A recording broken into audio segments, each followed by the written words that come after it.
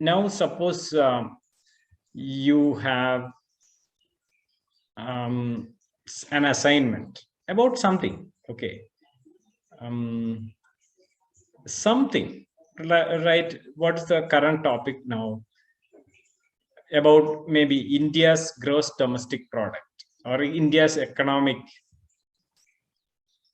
progress in the last 3-4 years, last 4 years maybe. How would you go about it? Where would you look?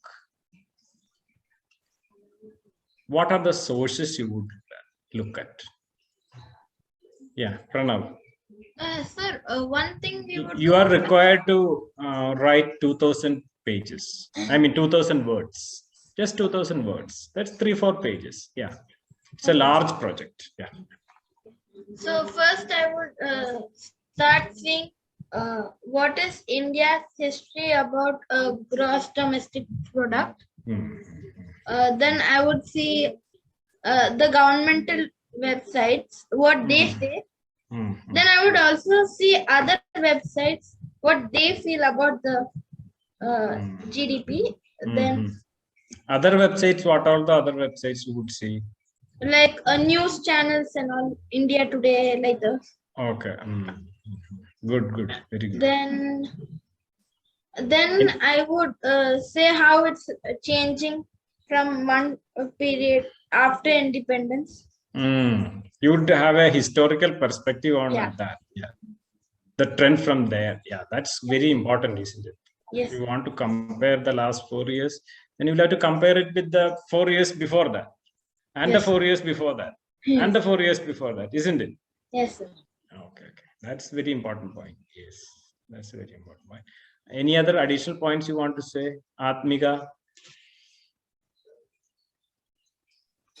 Yeah, I have kind of like a same point that I would see or compare the India before getting the independence and after the independence, and before but, 2 years the economic development. Yeah. Okay. All right. Would you compare with other countries? Maybe. You should know. Would you compare with the US or would you compare with China? And why?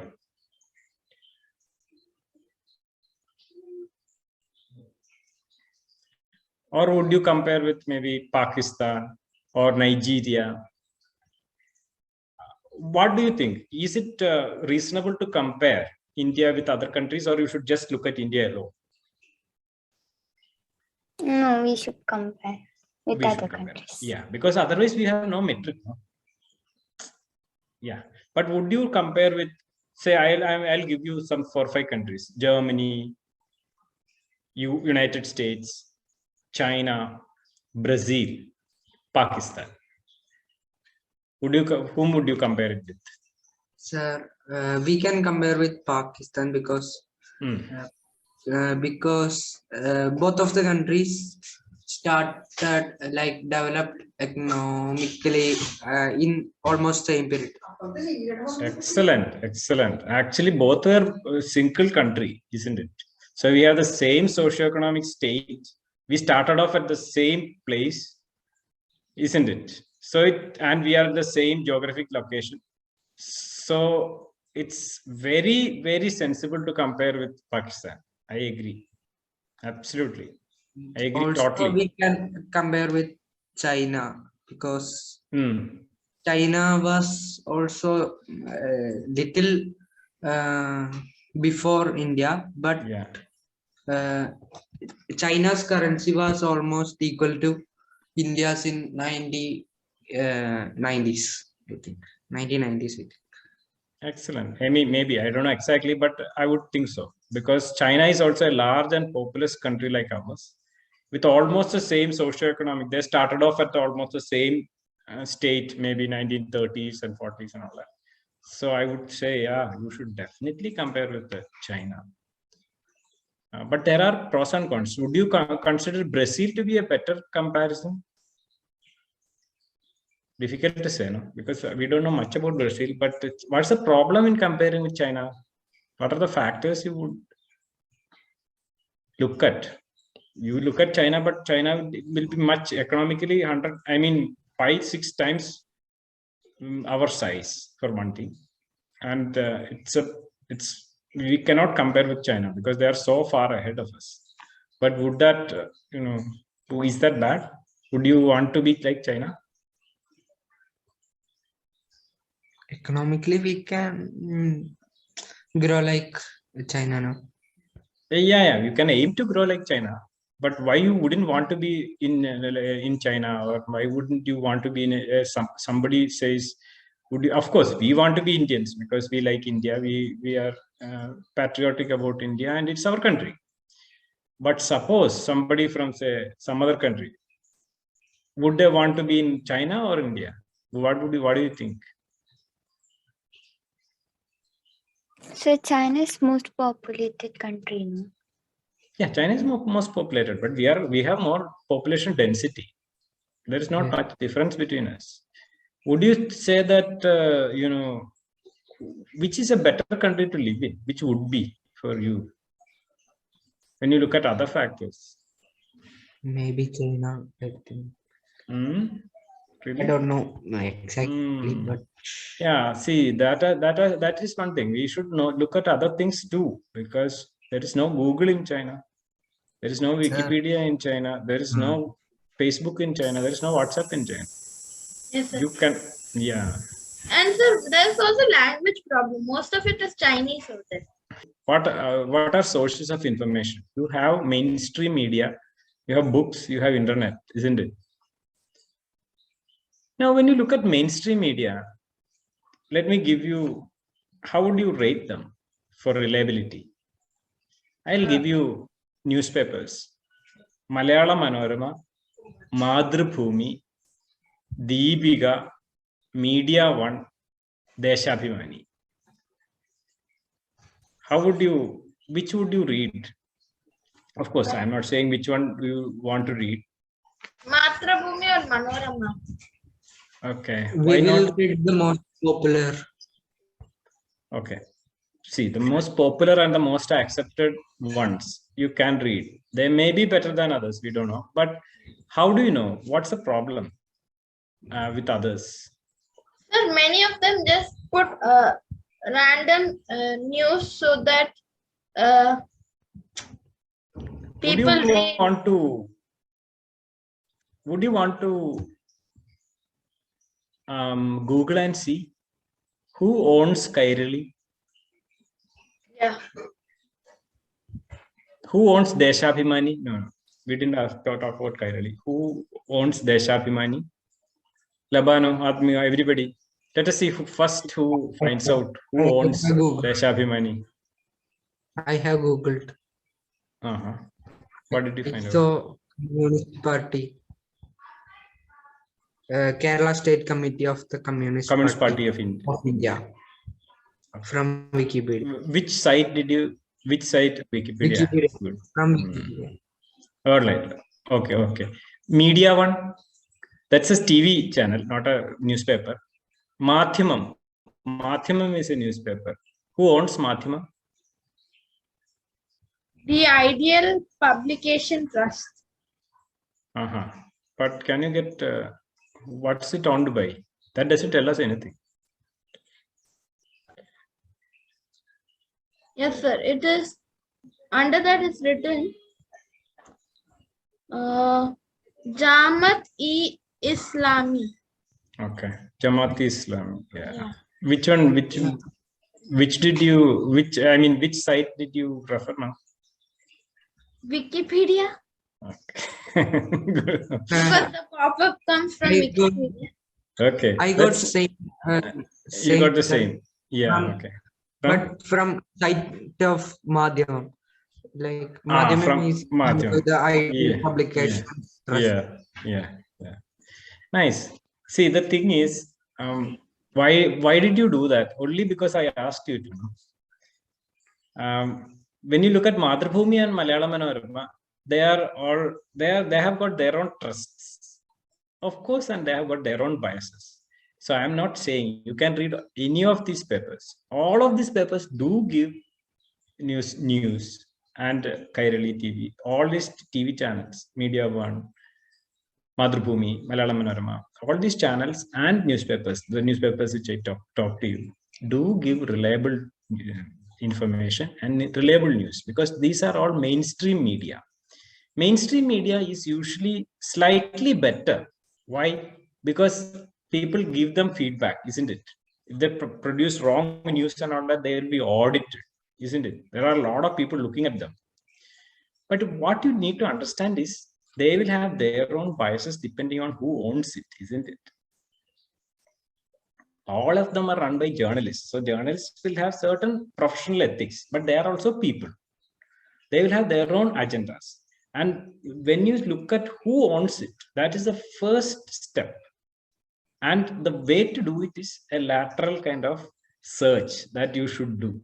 And you should always be aware. It's not that their news is bad. It may not be. But it pays to know who owns it, because you will know, okay, they will be giving it from their own perspective. You should know that.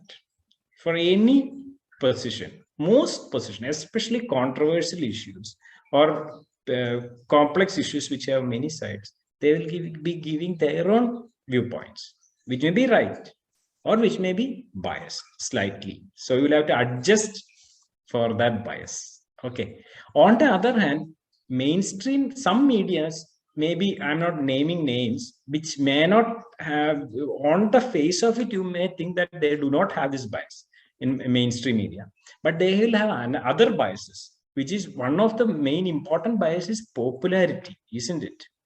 Because they want to sell their product. That is their bias. That's their predominant bias. And they will have their own biases also, political biases also. And after reading a lot of, them regularly, you will understand their biases. That's what I want to tell you. Then you can have books. Are all books reliable? No, because they are also written by people. Then internet is the most can be the most unreliable of all. Studies have been done when people have been asked to look at websites. They have been asked, students have been asked to look at websites. Professional historians have been asked to look at websites and to rate which is the most reliable ones. But it was found that people were very unreliable to assess. They could not assess. It was very difficult to assess, and most could not assess whether the websites were reliable. Some were propaganda websites with vested interests, but they were all rating websites according to their accuracy, their look, the ease of navigation, the professional feeling when you look at a website, the good pictures. They were all carried away by that.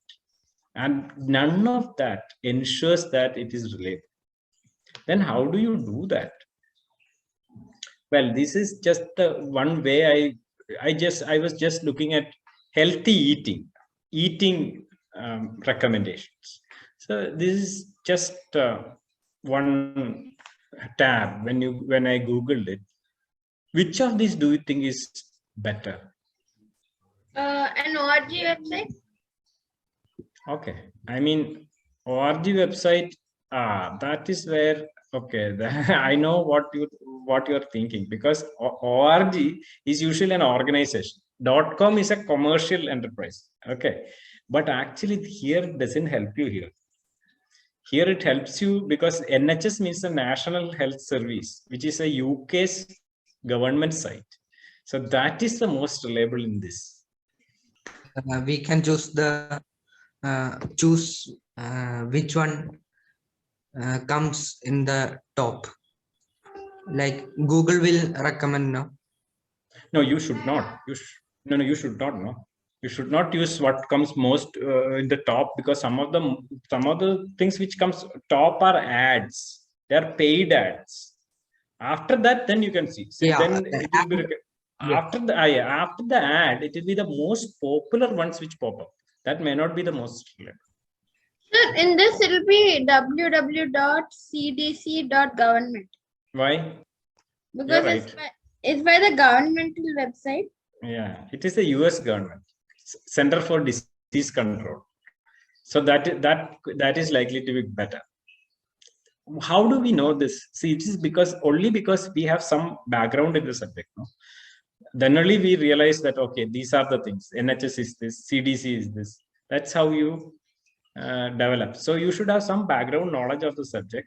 And then if you can ask somebody, and then you can target your searches. There is no magic bullet. It's a very difficult topic to talk about how to get accurate digital information. One thing I can tell you is that the social media is not at all a reliable thing.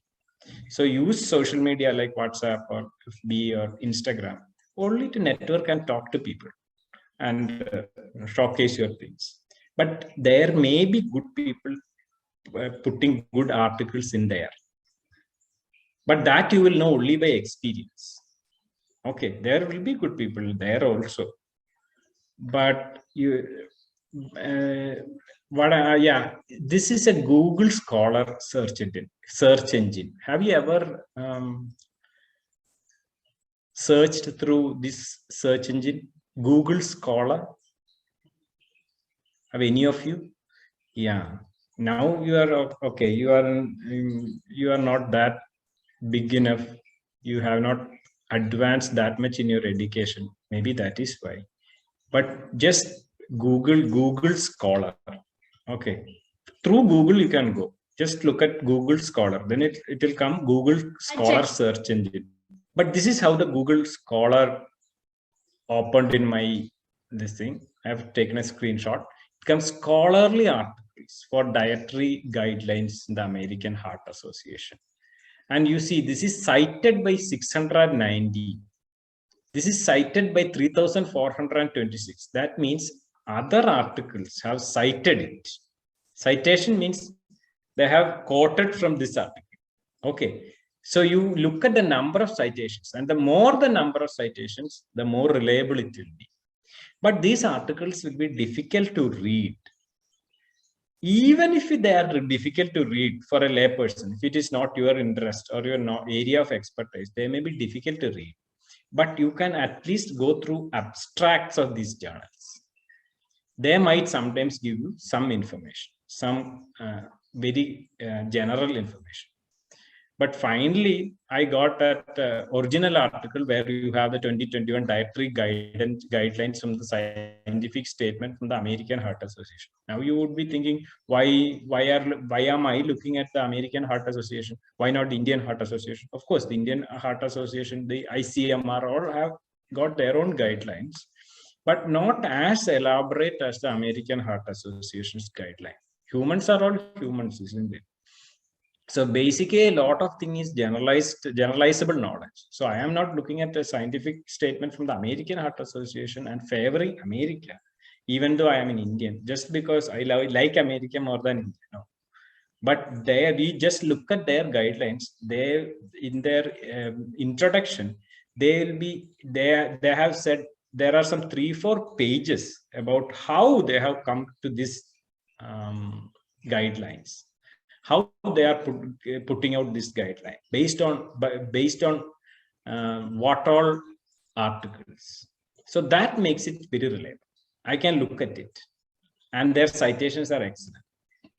If India had that same thing, there are many Indian guidelines also which are good or equally good. Then when they have come out with that kind of thing, then that is also equally reliable. But these are the ways in which you should. So truth does not come easy, isn't it?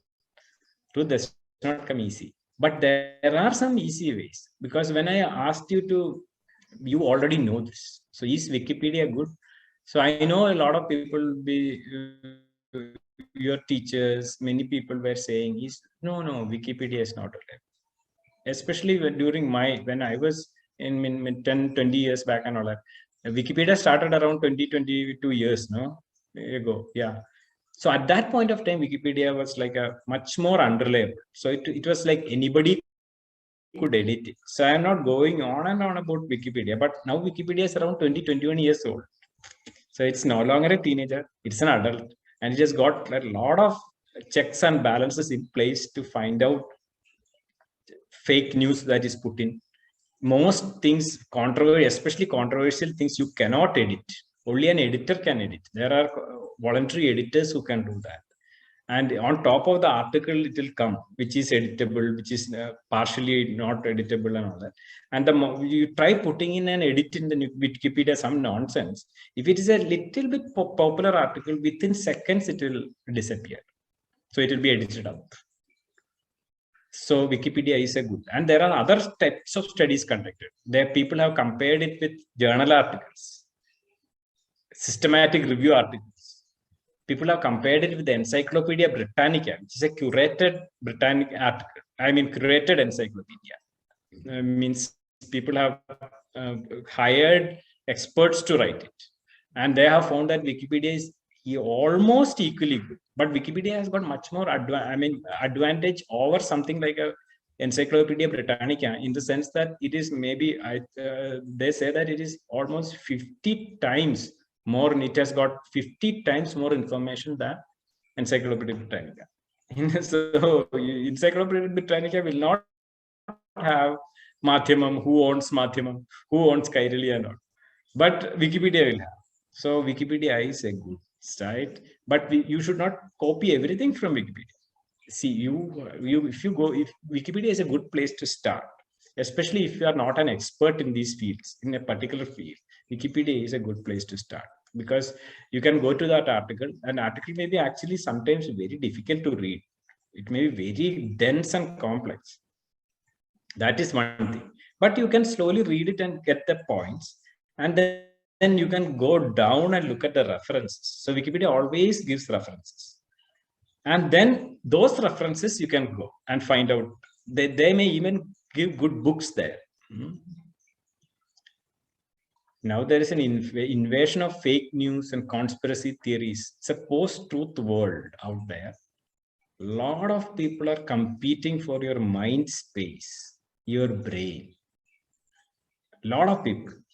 They may have a lot of agendas, or they may not have any agenda. They may be jokers, or they may be doing it for fun. We don't know. But what they are doing is a lot of things. The fake information will be, what are they doing? They are messing with your brain. They are messing with your ideas. They are messing with your world views. And you will develop very strong confirmation biases, so that your entire viewpoint can change. So you have to be careful. You sometimes get forwards, no? Like, no history books will tell you this.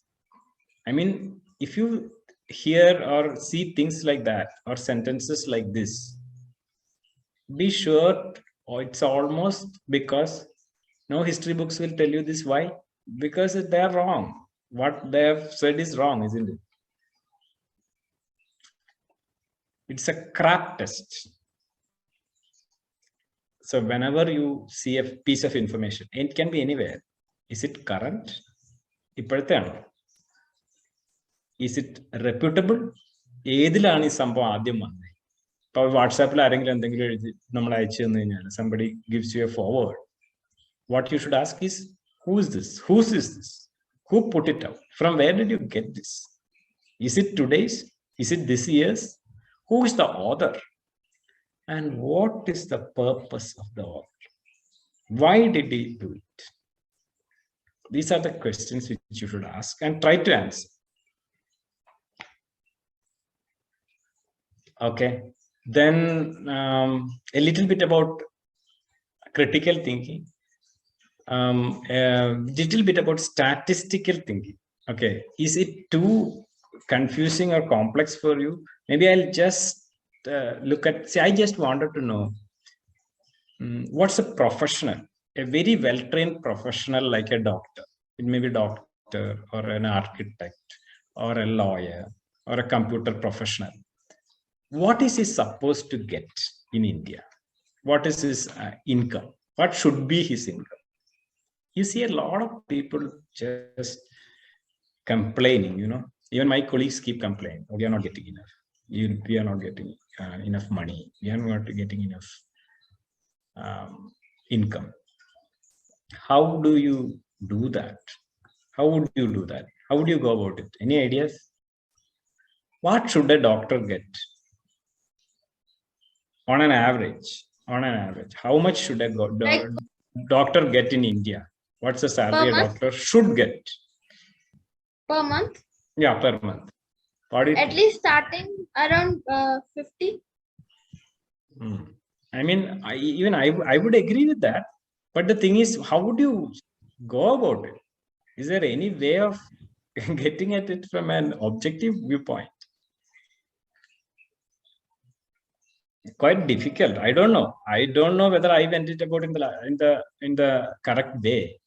But I just looked at GDP by PPP versus nominal GDP. So India is at the third position. You see, isn't it? GDP by PPP, purchasing power parity, and there is a nominal GDP. You don't need to know. That itself is a source of bias. So when you think statistically, you should not look at nominal GDP, but you look at GDP by purchasing power parity. Okay. You know how much is a dollar now? How many rupees? 80. 77 rupees. Okay. 77 rupees. But you know, when you look at the purchasing power of a dollar and the purchasing power of a rupee is different than the exchange rate. Okay. If you get a dollar from America to India, you will get, for that particular dollar, you will get 77 rupees, say 80 rupees. Okay. But a person with a $1 in US will be able to purchase things worth how many rupees in India? That is purchasing power parity. Okay, that's the actual value. You get my point, isn't? Do you get my point? Sir, could you explain again? I'll expand it a bit. Say you would get a meal for 60 rupees in India. Okay. A person in US will get that same meal or almost the same thing for $3. So what is the purchasing power parity? 60 by 3, 20. Isn't it? Yeah. You understand how the purchasing parity comes? How much is the purchasing power parity of a dollar? So it's around 20 rupees. It's roughly around 20 rupees. Next thing what I did was to look at what's the problem with the GDP? What's the problem with the GDP, you know? Gross domestic product, you have to immediately divide. In the previous slide, I told you, in statistical thinking, whenever you get a number, you should immediately divide by what? In India, suppose entire India's income is say $100. How do you know which is each person is getting? We have to divide by the number of people, no? What's the population of United States? You can Google and see. What's the population of United States? 32.95 crores. India? 138 crores. Okay. So you look at the difference. So not only is our income GDP much lower than US, we have much more people than us. So we have to divide to get the per capita income, isn't it? But frankly speaking, there is a problem. Even the GDP calculation is not that straightforward. So each of our people, you cannot say that they are getting that much of money, and median income is a better measure than average or mean. I will not talk about that, but you might learn it in statistics. But there are other ways of getting at a person's daily median income, and that way is not to divide the GDP per capita divided by the number of GDP by the number of people. No, because we have household income surveys and household expenditure surveys done by our Statistical Institute of India, and these values are there in many websites like Our World in Data. These are all very nice, interesting websites. You should go and visit.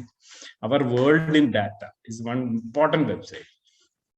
Okay, and you can see that our I have calculated it. Our median income of a person in India is around 2,400 rupees monthly. Can you believe that? It's only 2,400 rupees per month. But that is the truth. See, when you are middle class, most of us think we are middle class. So we will be thinking, okay, a middle class person gets around 25,000 to 30,000 rupees per month. But a median income in India is 2,400 rupees monthly. But you can always challenge that. You can always say that may be wrong. So what I did was that I divided the GDP by PPP. And then found out that it matches a bit, but it is like slightly higher, considerably higher, double that amount. So let us say, okay, let us double that amount. There is no point in doubling that amount because it is definitely lower than the GDP by PPP. But let us double that amount. 2,400 I doubled to 5,000 rupees per 5,000 rupees per person. Okay, 5,000 rupees monthly for one person. That's the median income of a person in India.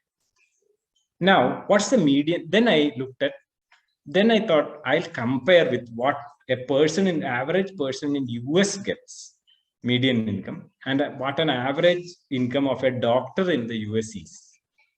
Okay, you understood my logic point. I mean, the way I went about it. Okay, so then I found out that a person in US, the median income will be around 1 lakh per month. It is I converted it into rupees, all right, by purchasing power parity, that dollar thing. So it comes to around 1 lakh per month. And a doctor there gets around 3.3 lakh per month. So a doctor there earns around 3.3 times more than the median income. 3.3 times. So median income of a person in India is 5,000 rupees. So you multiply it by 3.3. It will come to little bit more than 15,000 or 15,000 to 16,000 rupees. So if in the future there are a lot of doctors suddenly and the market forces select out properly, it is possible that the median income of a doctor can fall to 15,000 or 20,000. Surprising, isn't it? Surprising. It may not fall. I mean, it will not fall. There are other reasons for that. It will not fall, probably, but we cannot say. So this is how my mind tried to go around this problem. You can criticize that. I think I'll stop with this and take questions. Now, science and scientific thinking. How truth is born. Okay. Truth is born out of science and scientific thinking, mostly. That is a more philosophical question. Is science the only way to the truth? Well, not all, because science gives no value judgments. Science doesn't tell you how to lead your life or what your values should be. So that way, science doesn't offer you much, but it does offer you sometimes. So what is science? Comes from observations, logic, and reasoning, and it takes generalizations from there, develops theories, and develops hypotheses, which are small predictions. Then it tries to test it by experiments and further observations, and tries to predict the effects of that. So the predictions are correct, then the scientific theory becomes more and more strong. Then there is a thing called peer review. It should be published and it should be shown to everybody. And everybody with knowledge about it, or most of the people, should accept it. These are the ways in which science has developed. I think I'll stop with this and take questions. So what are the things which we said today? Another thing about lateral thinking. You should, when that crap test, I told you should look at your sources, and you should Google it. And whenever you go to a website and you find that very interesting, their content very interesting, you can just copy paste that website and put it in another Google tab, and then do it. Search. Then you will find that who is behind this website. You might find who is the owner of that website. Like that, if somebody else's some expert is supposed to speak, you can Google that expert and see what his credentials are and how he is perceived by other people, how reliable he is and all that. Did anybody Google me? Oh, really? How many of you? I just watched your TED talk video. Just a little. Sir, I right now just Googled on. But you did not Google me earlier, no? You should have. You should have. I mean, that is what our internet offers you, and that's what you do. I have watched couple of videos of yours in YouTube. Okay, thank you. So, I mean, my videos themselves does not say how accurate or how reliable my things are, but there will be other things. No? You know what to look for. There are many other things which you may find, and I may have my own biases. I may have my own peculiar viewpoints, which also you should take into account when you listen to me. Nobody is perfect. Nobody is perfect. Everybody will have their own problems, their own biases, their own holes, their own black areas about which they don't know much, or they may be strongly opinionated about. That you should. Maybe I'll stop with that and take questions. One pointer you got now, that Wikipedia is okay. Wikipedia is okay. But one thing at which we have noticed, or most people notice now, is that people look at YouTube videos and video content for information. That's also good. There are a huge variety of very good videos, video lectures, and all out there. But again, the same things hold true. You should be very careful about whom you watch, and the crap test applies. Okay, who is behind it? Then lateral, each YouTube channel you can Google. For example, I subscribe to a lot of statistics channels, so I know they are professors in such and such university. They have got this and this papers, all these things. And then I have there are many very good videos, many very good people out there in the YouTube, very good organizations who are putting out very nice stuff out there. You can hear lectures from Harvard, Cambridge, the top universities in the world.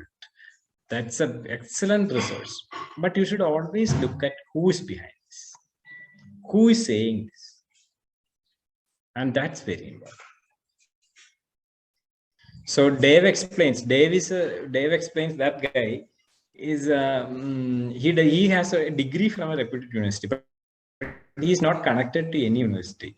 But he puts out such beautiful videos from mathematics, chemistry, biology, lot of science. What is the website? What is the YouTube channel? Dave explains. DAV. Dave explains. So why I am saying is this is that you should not only look at the credentials, degrees and all that. Their past history of how they are doing, what all they have done also matters a lot. The best YouTube channel, do you feel anything?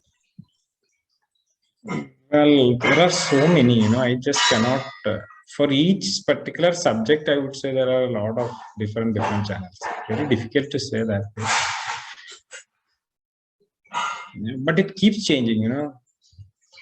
For each subject, there are hundreds of very good channels. That is the problem. Yeah, TED Talks are good. Yeah, right. TED Talks are good. The TED educational series is very good. Excellent. Then for each subject, there will be specific. For history, there will be some this thing. Then there are paid channels, but paid channels are not required. There are a lot of people. You look at the credentials. You have universities putting out. You have Harvard, Cambridge, McMaster, good universities putting out good YouTube videos. You just need to look at the universities per se. That itself is enough. Sadish, anything to contribute? No, I just wanted to just put one point that when people now all the students, they go and buy a lot of things from online materials, services and all. So there are a lot of sites which are review sites, like which do pure review, like Mouth Shut and all those things. Yeah, but then when they put review, what will normally happen is we know that some of that company's person will, the first 1 or 2 reviews will be there, so they will be talking all good about themselves. Yeah, that is true. So there will be a lot of manipulated review also. So it's really a problem out there. I mean, how to get genuine this thing. I agree with you. I went through a lot of stuff about the science of getting out information, but there is it's not an exact science at all. It's a very, very hard thing. But if you are determined over a course of time, it is very easy. Over a course of time, it's very easy. So for example, like movie review, if IMDb gives a review, like 80% of time, it will make some sense. Like if IMDb is 6 or 7 means, there could be something in that, or IMDb 8 means there could be something in that, but well, susceptible to manipulation. Yeah, true. It's very susceptible to manipulation. I agree. I think consistency is key. For a new thing, suddenly it is very difficult to find out what the truth about that. But some established things, you will be able to do it to a large extent. And I am a big fan of Wikipedia, to tell you the truth. Sometimes when people attack me saying that this Wikipedia, but no. For the first thing, when you suddenly want to look at something, the first thing can be Wikipedia. Then you can go laterally and look at the references, look at other sources.